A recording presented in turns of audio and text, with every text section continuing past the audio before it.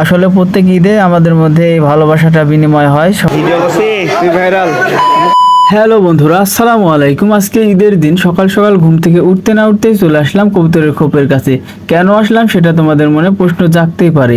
চলো বন্ধুরা, আজকে ঈদের দিনের সকালটা তোমাদের মাঝে শেয়ার করি। ইতিমধ্যে তোমরা অবশ্যই জেনে গেছো যে আমি কবুতর প্রেমী, কবুতরকে অনেক ভালোবাসি। সকাল সকাল উঠে একটু বেবি কবুতরটাকে বের করে একটু লাড়াচাড়া দিলাম, দেওয়ার পরে গোসল করে নিলাম। এইদিকে আরেকটা বিষয় তোমাদের কাছে শেয়ার করবো বলে শেয়ার করাই হয়নি। গতকাল সন্ধ্যায় আমার সাথে যে দুঃখজনক একটা বিষয় ঘটেছে সেটি থাকছে ভিডিওর শেষে। এই নতুন টি শার্টটা কালকে কিনে এনেছি, তাই একটু পরে টেস্ট করলাম। অবশ্যই কেমন লাগছে কমেন্টে জানিও। কিন্তু শার্টটা খুলেই পাঞ্জাবি পরে রেডি হয়ে পড়লাম ঈদের নামাজের জন্য। এদিকে আমার চুলগুলো কয়েকদিন ধরে উস্কো ফুস্কো হয়েছিল, তাই একটু স্টাইলটা ঠিক করে নিলাম।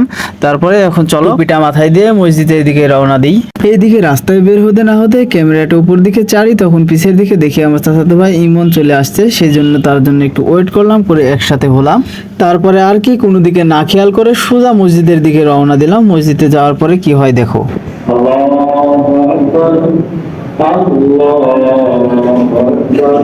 এখন অনেকে এসে কমেন্টে বলতে পারে ঈদের নামাজ মসজিদে কেন?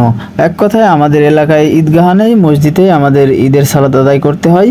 কি আর করব, দুঃখের বিষয়। ঈদের সালাত শেষে আমরা মসজিদ থেকে বের হয়ে একে অপরের সাথে কুলাকুলি করলাম। আসলে প্রত্যেক ঈদে আমাদের মধ্যে এই ভালোবাসাটা বিনিময় হয়। সবাই ঈদের আনন্দ একে অপরের সাথে ভাগাভাগি করে নিই।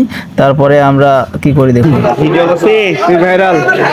যেহেতু এটা কুরবানির ঈদ, কুরবানি করা লাগবে, সেজন্য চলে আসলাম, এসে কুরবানিটাও সেরে নিলাম। এইদিকে গতকাল সন্ধ্যায় যে দুঃখের বিষয়টা ঘটছে সেটা হলো এই কবুতরটা রাত্রি হয়ে যাচ্ছে, তাও খোপে উঠছিল না। তারপরে আমি তাকে জোর করে ধরতে গিয়ে কিভাবে যেন পাখায় দুমড়ান লাগে, পাখাটা ভেঙে গেল। কি একটা দুঃখের বিষয়। কষ্ট আমারও লাগছে, অবশ্যই আপনাদেরও লাগবে।